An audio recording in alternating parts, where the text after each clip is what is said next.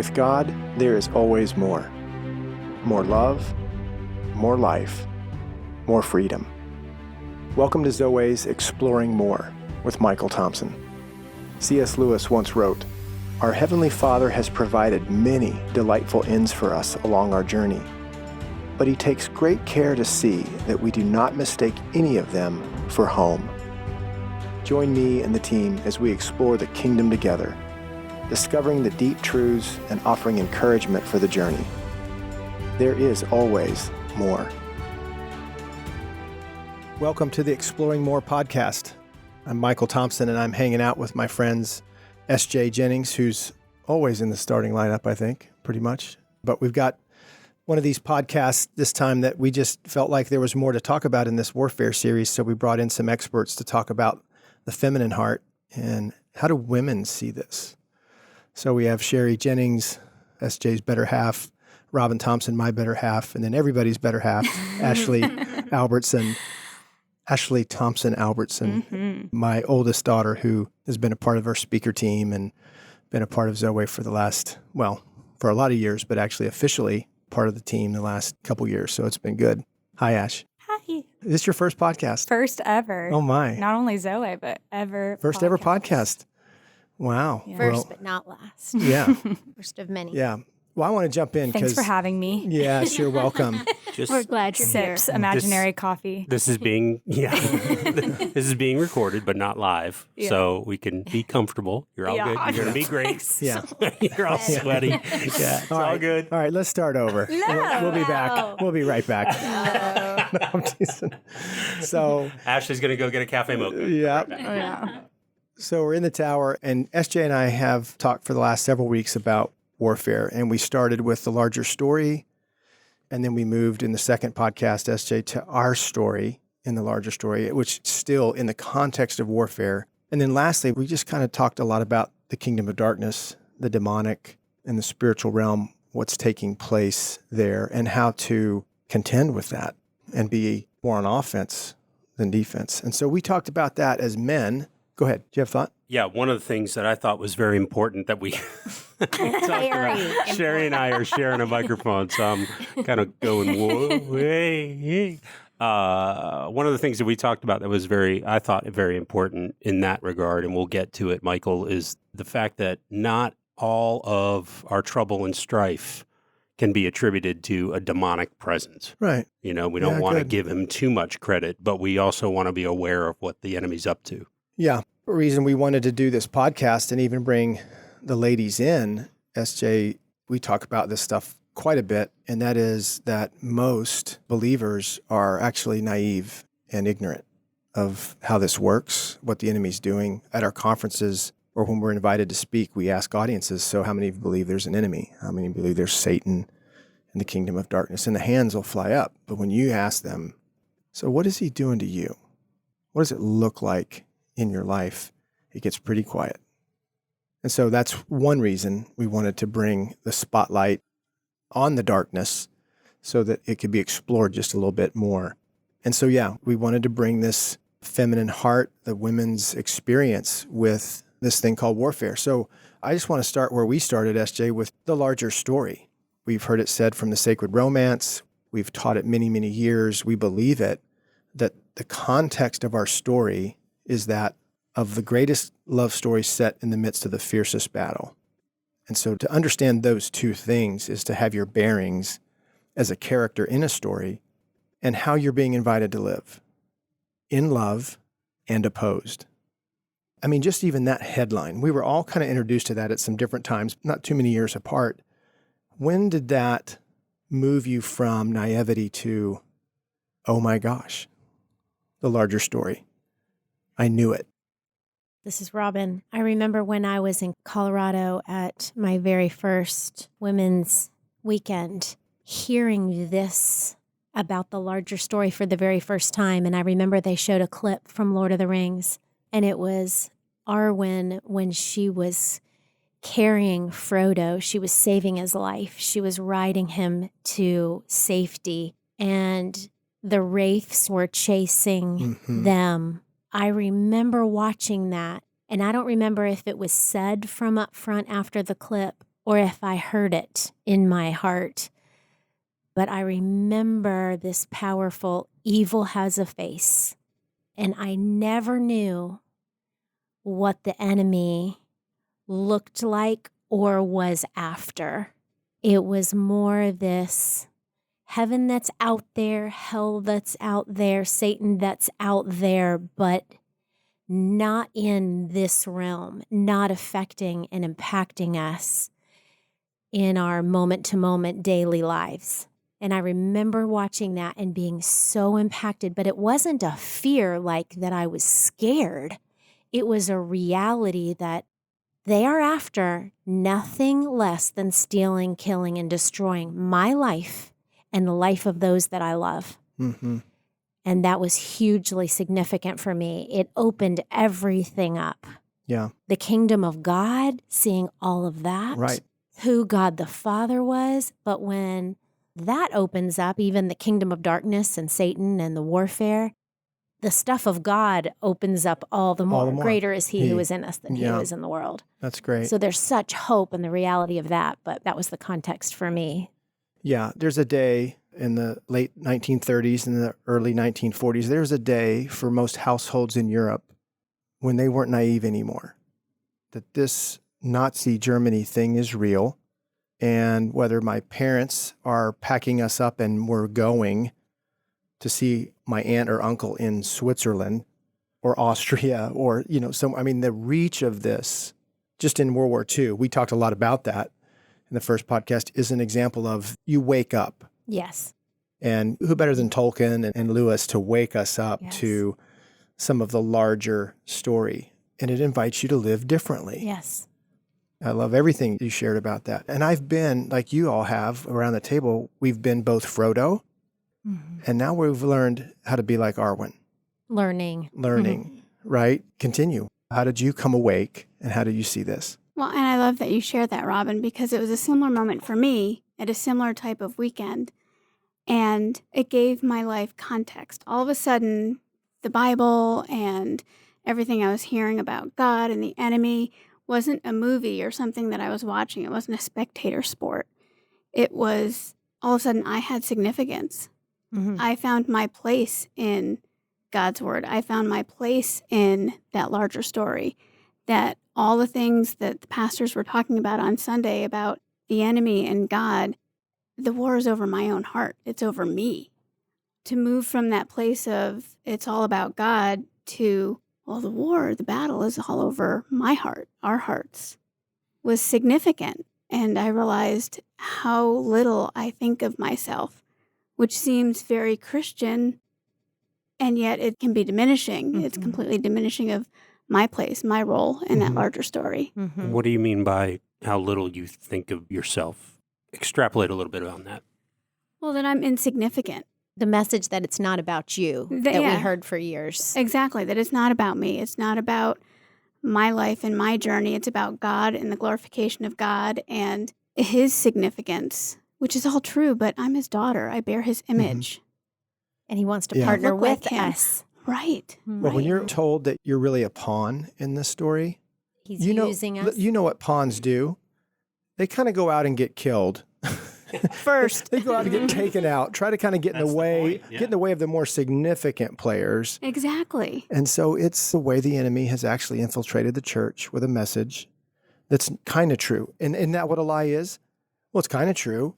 It's not about you. But like you said, Sherry, no, it is about me. The battle between these two kingdoms for my heart makes me significant and invites me to be so. Right. And it explains why the lie of once you're a Christian, everything will be great. Well, no, you're waking up to, you're aware of this battle going on. You're not on a cruise ship, you're on a battleship. I mean, you're in the midst of this war, this lifetime of healing and training. Yeah, that's good. The thing I love about that scene that you described, Robin, is the badassery of Arwen when she's like, if you want him, come and claim him. And she is loving and lovely and fierce, can be romanced and romantic. And at the same time, she will kick your butt. I mean, she will. It's just, I love the completeness of the imagery of beauty that story brings. Yeah. And I think what is so incredible about learning how this works in the larger story is really seeing how our story reflects the larger story, that there was such a betrayal and there was such a fall, and how our stories carry deep betrayal and loss and a fall, as we will talk more about wounding, but that from the beginning, from the fall, there's been such a hatred of women, and that it continues every day now. We see it all over the place, just a hatred of women that really is Genesis in the fall and in the spiritual realm that is played out all over the place. Yeah. And our stories are marked with it. And so to know the larger story is to know something of your own story, and to know something of your own story is, of course, to echo the larger story. That was good, Ash. We talked about that in the first podcast, that what's happening in the spiritual realm is actually playing out in the physical realm. Yes. There is a war between light and dark, good and evil, and that war is actually played out in the physical realm. And we are being affected by the good and the evil. And then we're actually carrying out one of the two kingdoms' bidding. That's a very large story. And you said something earlier about, so either we're being used by the enemy, or how we like to say it, or you're actually partnering with God for the advancing of the kingdom. And so Genesis 3, Ash, let's go there for a minute, right? What are the questions in Genesis 3 that every soul needs to and gets to encounter? Where are you, and who told you that? Those were the questions that we explored early. God says to Adam and Eve, where are you? After the fall. After the fall, and who told you that? We have to know where we are. We have to know the larger story and how this works. And we have to know who's talking, who's speaking Whose to voice, us. yeah. Yeah, absolutely. You said they have a face. They have a voice. Yes. Temptation has a voice. Lies have a voice. And so all of this invites you to a much larger story because, like you said, Sherry, you're larger. You matter. You know, Michael, I think we've discovered that a large portion of the listeners to the podcast are men. There's lots of women that listen to. We hear from you and see you out there. But I want to take a second in this. We have a unique opportunity having the three of you here in the studio today and hear from you guys as women. You don't have to talk about it personally yet. We're going to talk about wounds, vows, and agreements, like you said, Ashley. But how do you see the enemy and the kingdom of darkness coming against women specifically? I just think that How is... much time do you have? Hey, you know what's great about digital recording is we're never going to run out of tape. We'll never you know? stop. Yeah. Ash, That'll you be should it. start. 6-part series later, right? Yeah. I just think it's important because I'm not sure I understand. You know, Well, thank you for asking and wanting to hear. And I think we can talk about it from 20,000 feet. And I think we can ad nauseum tell our own stories. And to tell our stories would be to tell of significant harm that have been done to us through institutions that promote male leadership and domination, not only to elevate them as they wonderfully should be, but over women to suppress and to mar their faces or to control their beauty and to eventually harm. And it's all harm. Really, from the beginning, how the enemy could see the beauty and the impact and the intention of Eve as the mother of creation, as she was beauty personified, as she was relationship and life and nourishment, and not only what Adam needed, but what creation was awaiting to be good. We can talk about that again as this Genesis story, but that tells the story of so many of us, all of us as women. We've all experienced such harm directed at us simply for being women. I think of leadership positions that I was applying for and was stepping into specifically in a ministry setting where I was next in line for the promotion to lead. And it was explicitly told to me, I'm sorry, we have to give this to a man. We need it to be and just how much of my glory was meant for that role and that position. And I wasn't able to step into it for no other reason. So there's culture, and then there's faith culture. Mm-hmm. And as much as we want to think that the faith culture has some things figured out, what you're saying and what we would advocate, that this is really, really a problem within the church and within the faith community. I think the one thing that is really bothersome, burdensome, I'm a father of 3 daughters, so I get a very unique view in this, and being in ministry and being in a professional lane of helping people with their faith.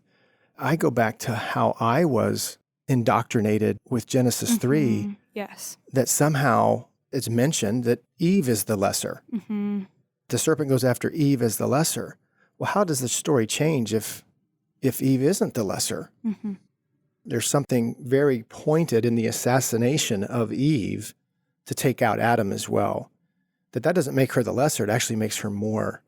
Mm-hmm. I mean, even how we tell the stories. Makes her more of a threat. Maybe more important, maybe more significant, Yeah. maybe. And I'm not sure it's a debate of who's more. No. But the point I'm making is that it's presented as In a she was the diminishing. easier one to get. Of course. She was the lesser. So I'm saying culture has its things. Mhm. Not necessarily scripturally, with Super Bowl but in the halftime, spiritual culture. the Super Bowl halftimes with And that for with problems in centuries, leaderships, with yes. all kinds of depictions, but our faith And it's so community isn't subtly doing picked very up. well Yeah, in it it's either. so subtly handed down. I mean, to the point that it's even in commentaries of the woman that wiped Jesus's feet is known as Mary, who was a fill in the blank prostitute. That's what we have been told. That's what the thought has been passed down. It's in commentaries.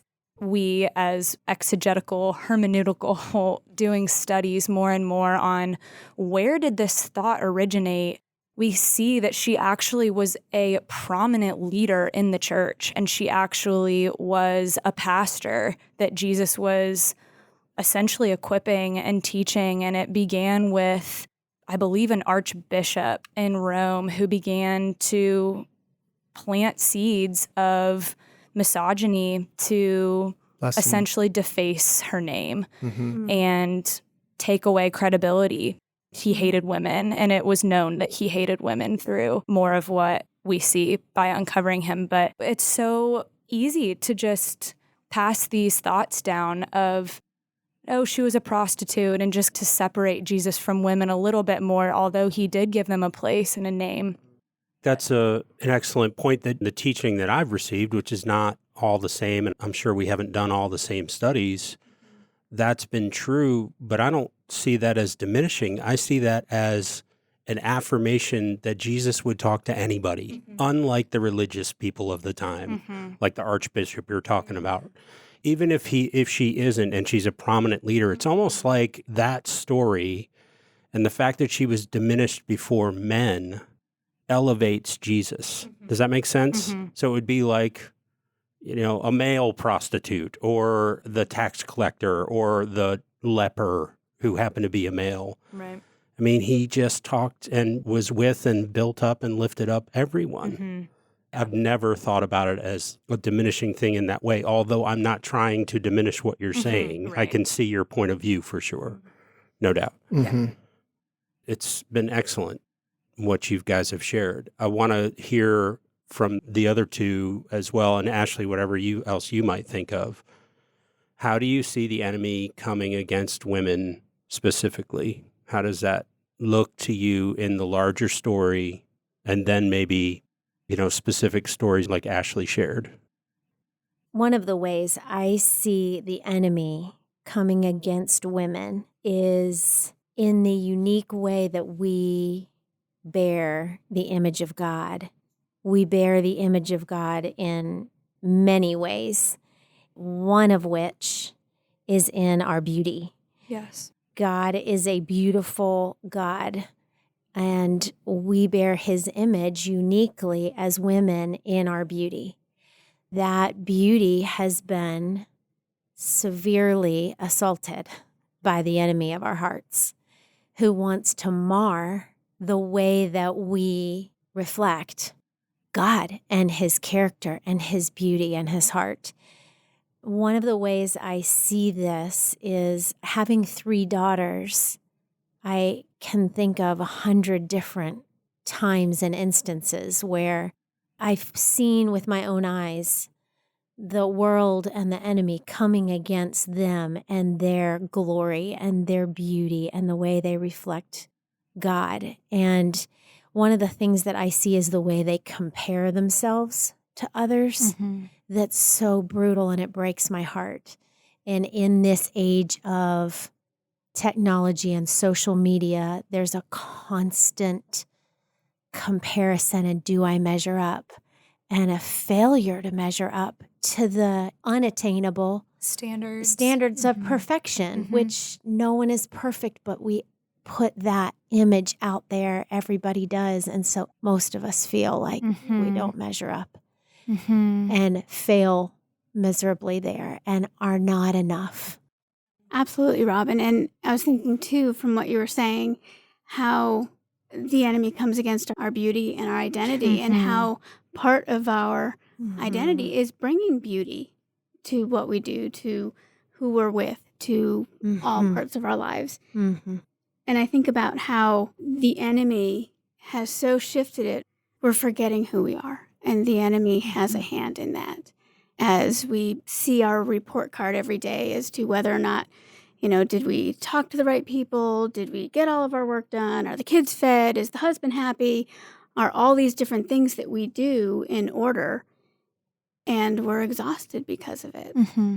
Yeah. Instead of resting in that, I'm a beloved daughter, and I bring the strength of who I am, who he's created me to be, into all of these relationships, into all of these different parts of my life, what I do at the office, or whatever you do, that you bring that strength of who you are to these different places.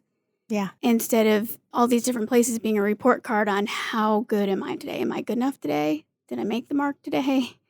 And that's exhausting. And over time, the cumulative effect of that is death. I mean, he comes to steal, kill, and destroy in those little ways every day as we feel, like you were saying again and again, how we don't measure up. And I think all of these things that we're naming and touching on is that they all hinder our ability to love and a woman's incredible capacity for relationship and love and empathy, not only for friends and romance, but for our intimacy with God, and how the enemy from the beginning has set out to separate us from God, not only because it's what we were most created for, but also because nothing can pierce the heart of God like taking out his beloved, and how much God loves women. And so I just see this constant parade of whether it's beauty, whether it's strength, whether it's identity, whatever the different ways we bear the image of God, and then our unique glories, as he can specifically wound us, as he can take societal sweeps. What can get in the way of receiving this intimacy with God that we were created for? And it is that 20,000 campaign against women in so many different ways.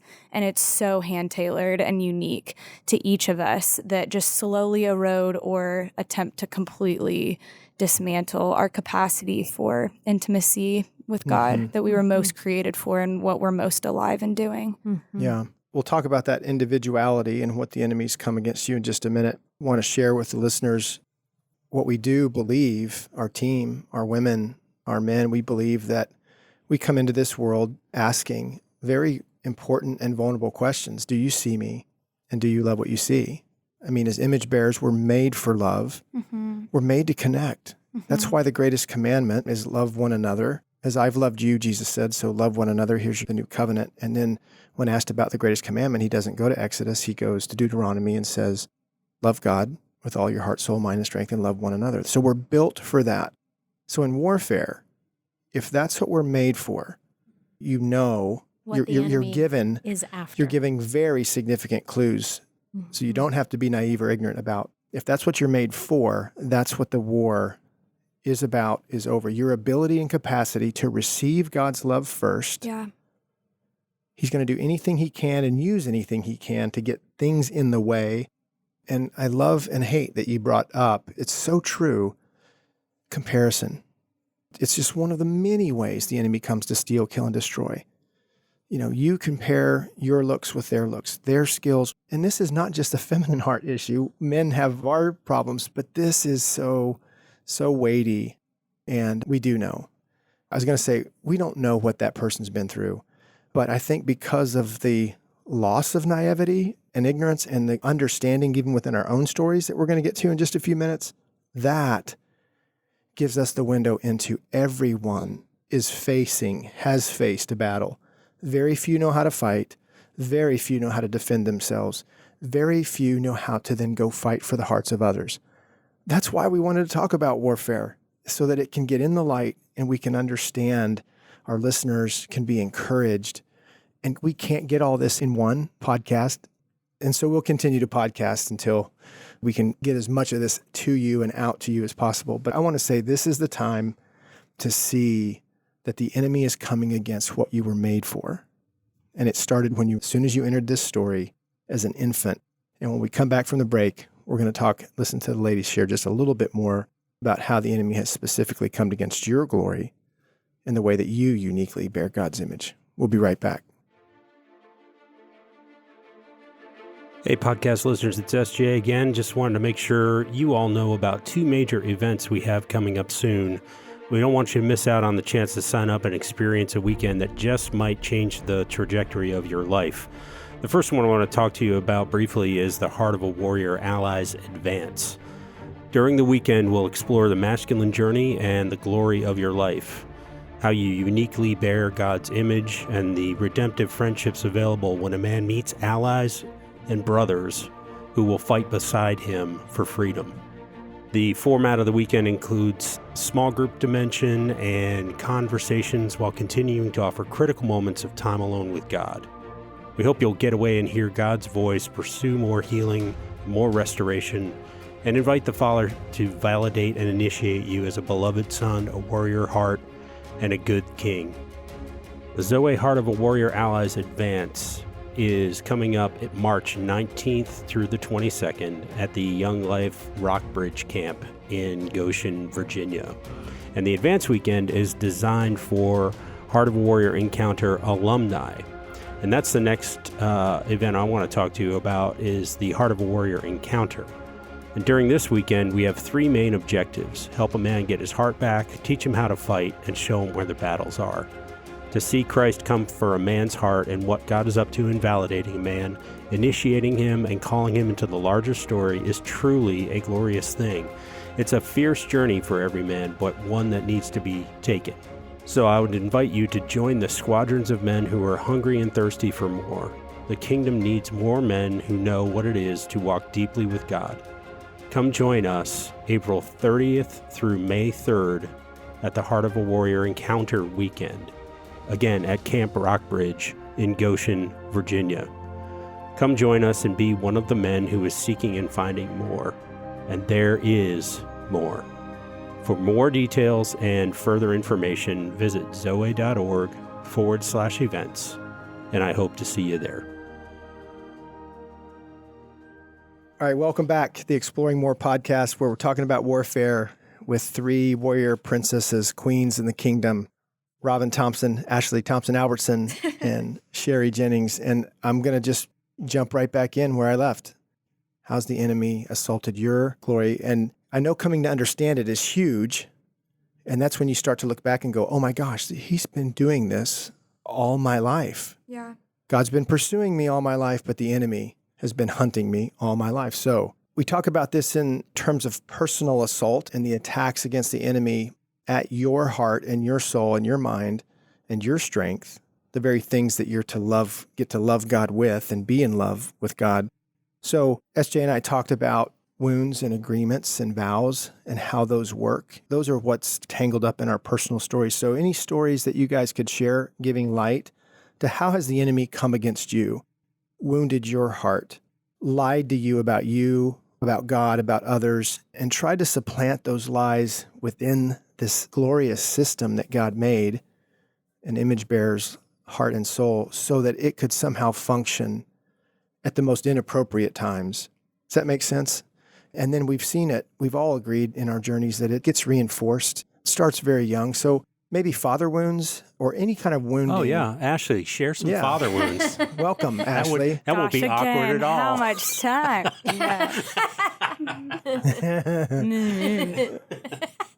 I do come back to there are so many different avenues that I could talk about how the enemy has had me in his crosshairs to take out such a vital aspect of my glory, of my beauty, and of the way that I was created to live in intimacy with God. And I want to be very present even to my body telling these stories, because there's an element of being able to just report the facts of it, but to stay even in a place of being aware of my beauty even and telling the story. I remember feeling very beautiful when I was younger, and maybe not even feeling beautiful, but not knowing a grade to compare it to, and just being very alive. Well, more enjoying your beauty, being free. It wasn't brought into question. It wasn't challenged. Go ahead. And yet, there wasn't wounds yet to mar my beauty, and yet there wasn't also affirmation to affirm that I had any. So when the wounds were inevitable, they hit deeply because there was vacant land, essentially. And something that I'm really seeing in my story and how the enemy comes against women specifically in beauty. And I don't believe anymore that he wants to completely destroy us or just annihilate us, but to be very strategic in marring the ways that we bear beauty and marring specifically our face in the sense of where our eyes shine light and where our smile invites people to communicate, and the way people can see into our being as our facial expressions and engage with people. Absolutely. That way. And so I remember being about 7 or 8, I believe, when a boy in my class in front of everyone randomly said, "Ashley looks like a horse." It was not intended as a compliment or any kind of beauty or majesty of a creature, but as a very intended attack and intended insult. And it was the most shamed I've ever felt. And this was a boy who people thought highly of, that I had a crush on. His words had weight, not only because it was him, but it was also in front of so many people. I think about that every day because it had such a vacant place, because it had such power. It's very hard to convince me otherwise that there is a beauty to my face, or that I do carry something that not only is attractive, but that is alluring and that makes people captivated by the way that I bear God's image through my physical beauty, and that there are countless ways that we have beauty that isn't just our physical appearance, but how that matters to us and to women. It was so profoundly painful. Wow, Ash, that's heavy. I'm sure our listeners are wondering what happened to their daughters, their wife, their mother, or our women listeners are going, "Oh, yeah. Yeah, that resonates. I get that." So how about Robin and Sherry, any stories to add to just the wounding, how it's shaped? I think this is helpful. All right. Well, before we move on to that, though, I'm really sorry. Thank you. That sucks. And whatever that guy's name is, Jimmy Campanera or whatever, I'll kick his ass for you, Ash. Thanks. All right. I have a story that is more recent, but that, like Ashley said, had a place to land because of wounds from before that played into how I was already wounded. It was maybe 6 years ago, and Michael and I were meeting with a couple for some marriage counseling, and I was engaging in the way that I normally engage and love to engage in those situations. I listen and I take notes so I can remember. I really just had so much empathy for this woman as she shared her story. And I just cried as she shared her story and empathized with her and asked some questions. But yet through the 2 hours that we were there, I didn't offer counsel or wisdom or any kind of help. And after that time, Michael shared with me that the guy had said to him, well, Robin sure didn't have anything to offer us. And it wounded my heart so deeply because it reinforced wounds that I've had about what I have to offer, who I am, my identity, and what I have to offer. And I doubt and question my memory, my brain, my words. Do I have enough to offer that's weighty, that matters, that's helpful, that makes a difference?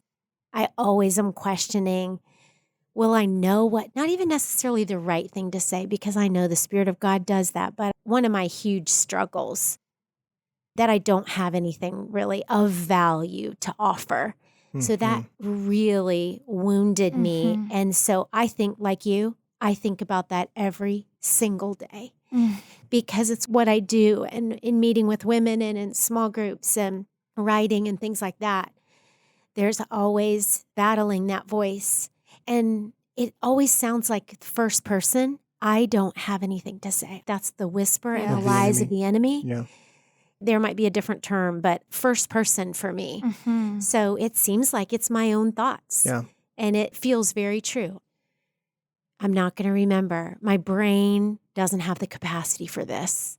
Yeah, those are the agreements then. And you hear me saying those all the time. So that's where we get into the wounding moment. It's like ventriloquism. It's a planted thought or a whispered thought that sounds, like you said, it's not just personal, it's actually first person. And then we say, we make an agreement. Yeah, I don't have anything to offer. I don't contribute. And then the worst part is when it really gets put in ink.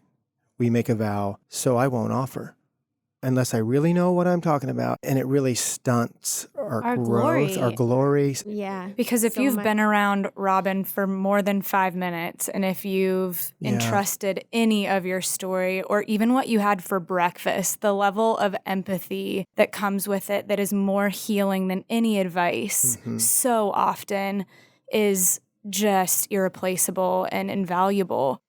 And so, of course, the enemy knows how powerful her presence is and how powerful her voice is and how much she has to say, but that her very heart and the love that she has to offer, that all else can be clanging cymbals, but not the love. The enemy would just go straight for that. Yeah. And that there's still pain and to be even present to the tears now. Thank you for saying that, Ash. And it's interesting when you say that because that is the invitation. I don't want to do it again. I don't want to go there. Yeah. I avoid those situations as best I can.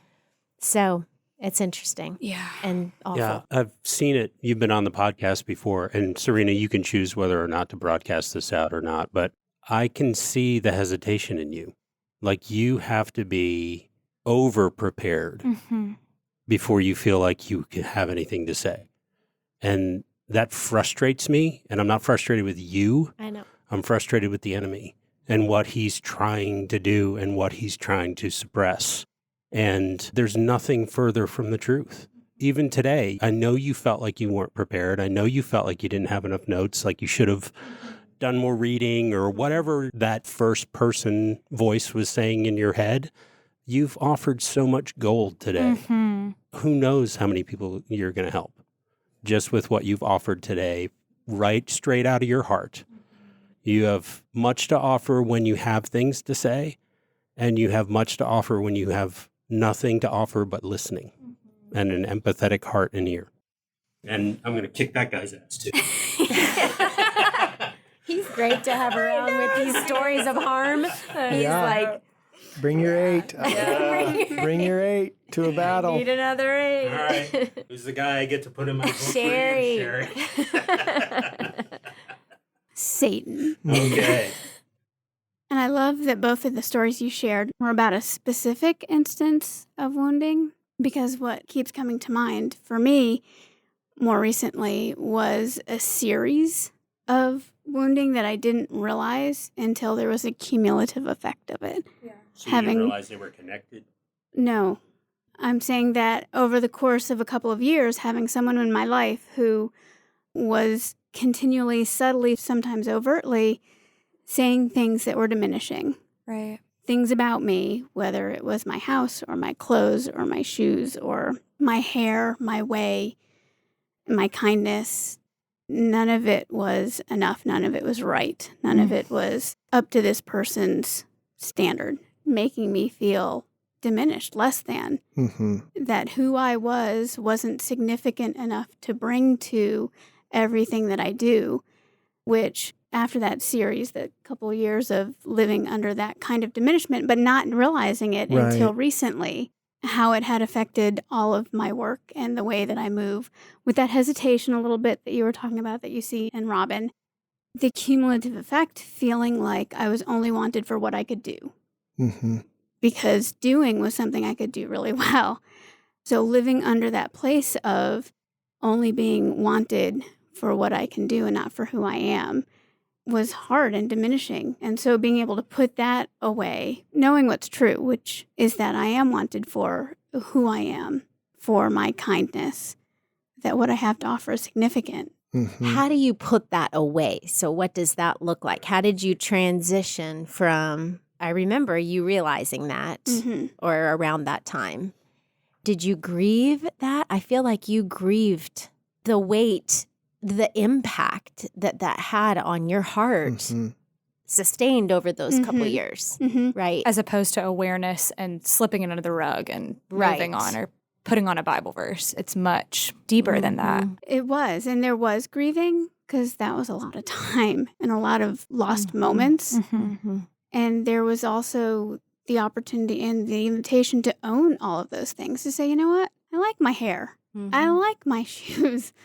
With Scott, we chose our house, you know, and they're good things and I like them. And it's okay for me to enjoy, like, prefer things that maybe other people don't. And so having that invitation from Jesus to say, I love what you choose. I love the things that you've chosen. And I love the way that you bring your kindness and your gentleness and your way into conversations and into everything that you do was incredibly healing. And for Jesus to go through that entire list of things and invite me to say, I chose this, I chose that, I chose the other thing. You know, these are things I chose because I love them. I like them. They're what I prefer. And nobody else has to like them. So back to this. I don't need anybody's permission. That's so important. I want to just go back to some of these glossary of terms. So there's wounding moments when somebody says something. Some of them go so unnoticed. You just think about what we've said throughout this podcast, how the enemy wants to use somebody. Could the enemy use an 8-year-old to say something so unkind because he has no filters of kindness? For whatever reason, what's going on there, this is the package that the enemy delivers in an 8-year-old classroom. So the enemy has its FedEx trucks, and the enemy has its delivery system, and the enemy has its delivery boys and girls. And some of them can be 40 and 50 and 60 years old when they hand out some of these packages. That's why it's so important that we want you to see it, listeners, that not everything that is said and done to you is your fault or God's work. Sin is not God's work. Sin is not God's will. And so I know this story, and to know that there was a person jealous of you to some degrees, that they would have to diminish you to some degree, whether it's stage 2 cancer or stage 4, I don't want any of that shiz in me. Me either. And so when somebody is bouncing into you, when their false self is actually running something, they're going to wound and hurt and sin against you.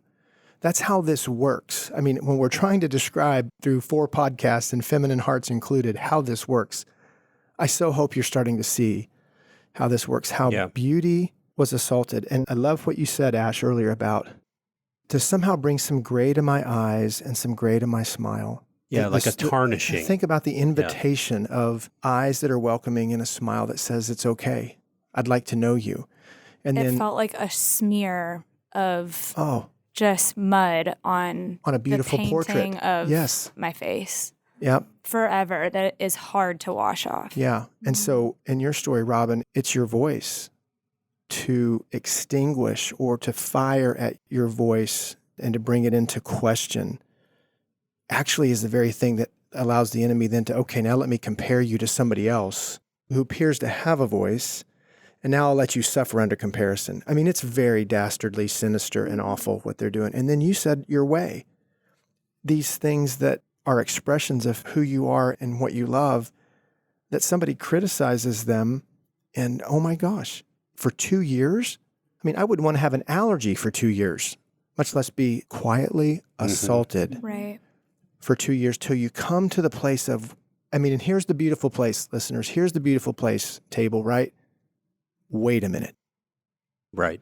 It's when you get that moment, when your true self, when the Spirit of God in you and the Spirit walk upon something, or you feel it and you somehow say, wait a minute.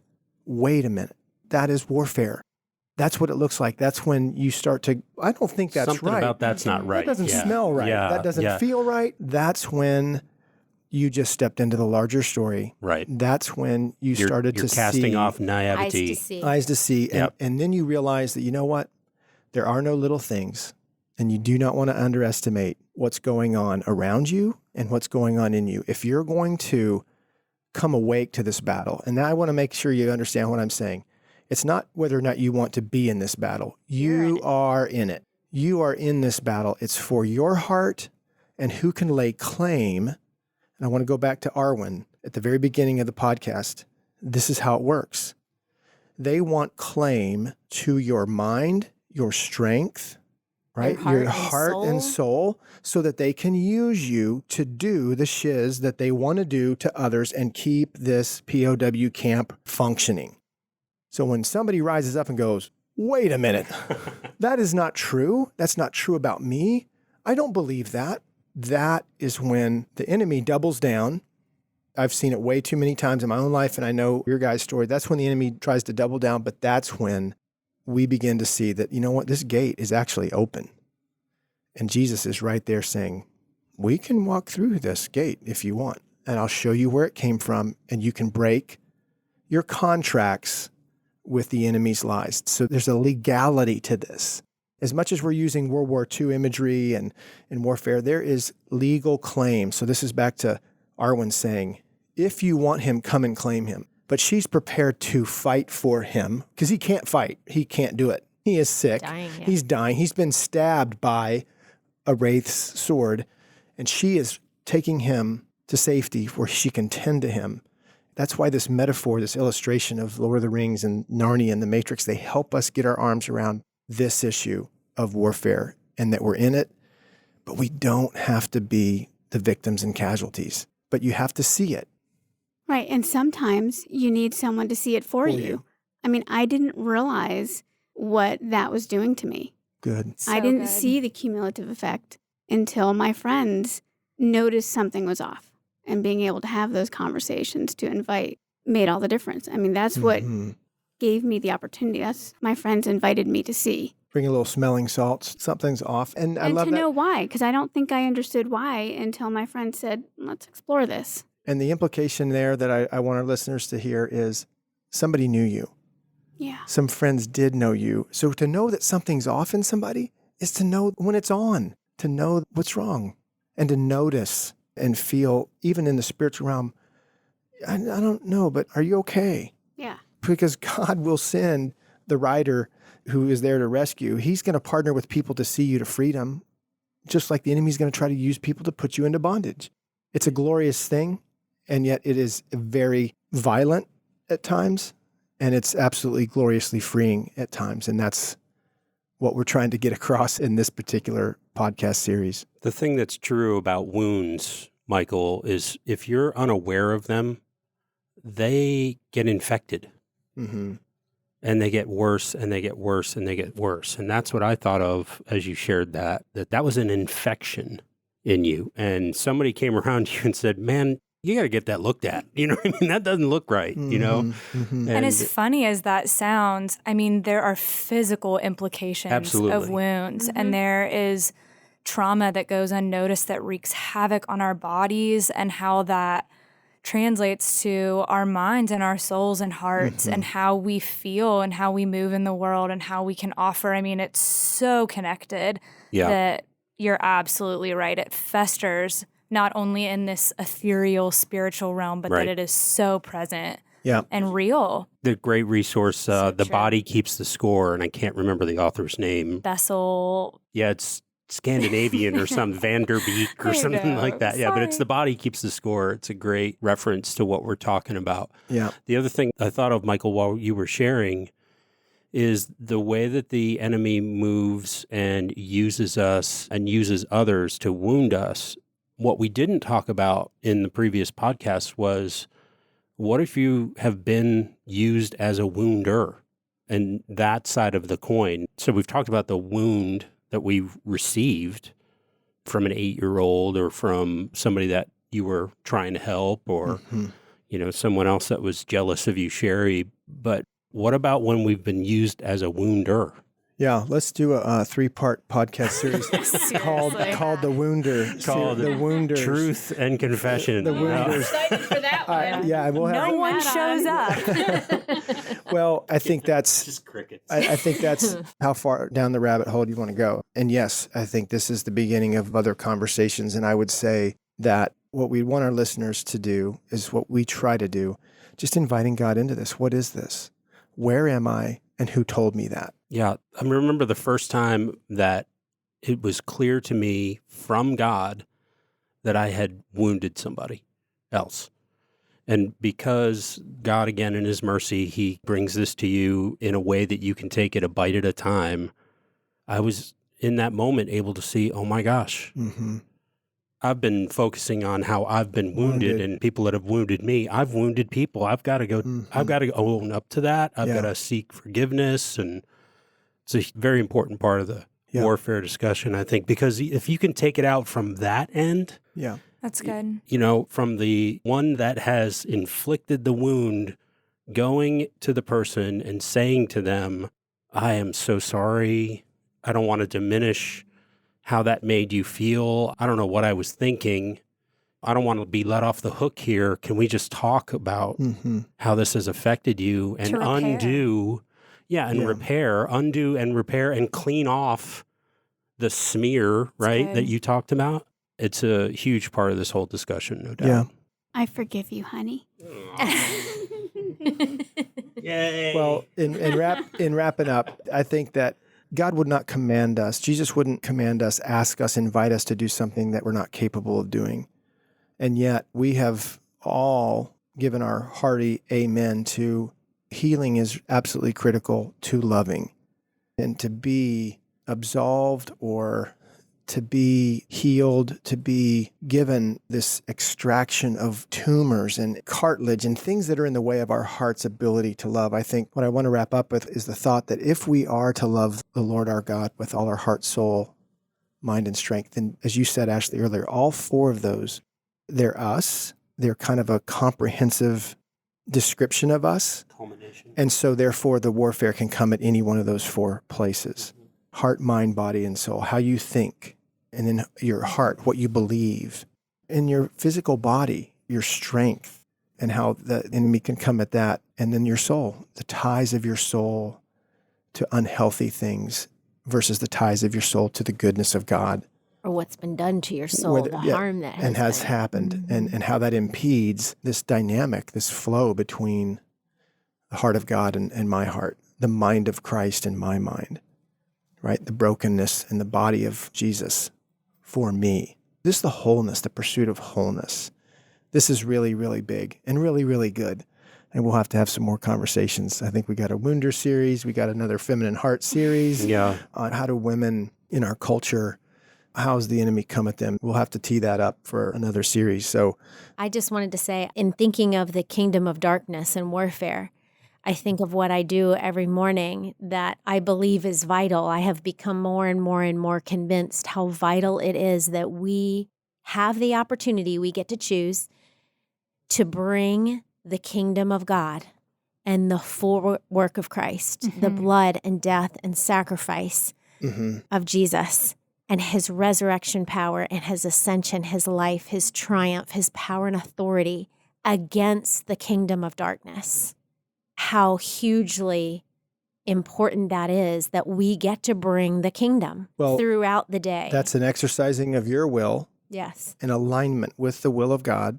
And you are proclaiming and declaring, yes, we ask in prayer, but there's some other things we get to do with prayer. So I'm going to encourage our listeners, if you want some more resources, go to the Zoe website, www.zoe.org, and just click on the free stuff.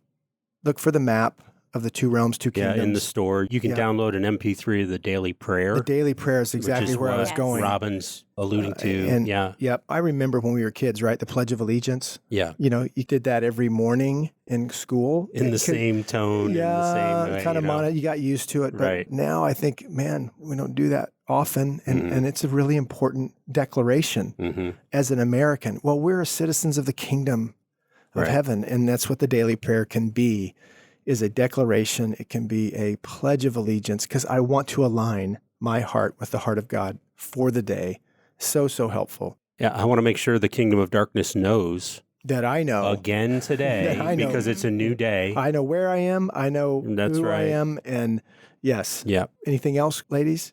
Yeah, I think to just be paying attention to how the enemy is continuing to attempt to take me out is to look back on my stories of harm and to see what has he been doing consistently throughout my life. And chances are he's probably up to similar things. And so to pay attention to, where does it hurt? What is still influencing me? What is still bringing me to tears? What is still moving my body to respond in a visceral way? And why would he come against that aspect of me? And why is that such a threat to him? Can I pull out the dagger and ask those questions and then continue to invite Jesus in for healing, and then be able to get ground and authority over what was attempted to be taken out, so that I can then spin it on his head and bring it against the enemy? Yeah. If those things aren't true about me, this is a prayer, right? Jesus, if these things aren't true about me, and I unsubscribe, I see what I've believed about myself, about you, I reject that. But now, would you tell me who I am? Would you show me who I am? That's warfare. That's bringing the truth and saturating with goodness. Worship is warfare. Beauty is warfare. I just wanted to clarify, it's not just getting rid of the wounds, agreements, and vows. It's replacing them with the truth of what God says, what the Father, Son, and Spirit, what the Trinity says is true about me. And I would say yes and yes. For me, some of that looks like journaling, because I don't want to forget. I want to be able to, as I'm declaring some of these things, write them down as I'm taking my place in Christ. And I want to write down those milestones and what God is showing me about what I'm experiencing, so that I can remember in case I find myself sliding back into something. I can go back and read and remember. Yeah. I like the thought of taking the dagger out and then sticking him with it. Yeah. That's great. Yeah. Wait a minute. Holy retribution. Yeah, that's right. Stab you with your own dagger, Satan. Not today, but we'd love to hear from you. If you want to be in touch with us, if you want to connect with one of our team, just email us at exploringmorepodcast@zoe.org. Yep. It's exploring more at zoe.org. That'd be a long No wonder you're not answering my questions. That's right. I never got the delivery failure. Yeah. See, the enemy's working, man. Yeah, man. So exploring more at zoe.org. That's right. And again, you know where to find some resources. Go to the Zoe website, www.zoweh.org, and you can download a bunch of free stuff. Heart of a Warrior, we put a lot of this in the light when we crafted those pages, and we look forward to hopefully seeing you maybe at one of our conferences. Yeah, that'd be great. We, during the break, gave all the details, but if you want more details about upcoming conferences, visit zoe.org/events, or you can email our event coordinator with any questions you have, Sherry@zoe.org. That's one of the roles that Sherry plays here at Zoe. Thank you guys for your wonderful, beautiful, fierce hearts, and for offering them to us and to our listeners today. You guys were great. Thank you. We'll see you next time on the Exploring More podcast. We hope you have enjoyed this episode of Exploring More. The landing page for this podcast is zoe.org/podcast. That's ZOWEH.org/podcast. zoe.org/podcast, where you can find the show notes and various platforms to which we broadcast. You can also find us and the Life of More by visiting Zoe on YouVersion Bible app, Right Now Media, our Facebook page, and Zoe on Instagram and Twitter. Remember, with God there is always more, and you were made for more.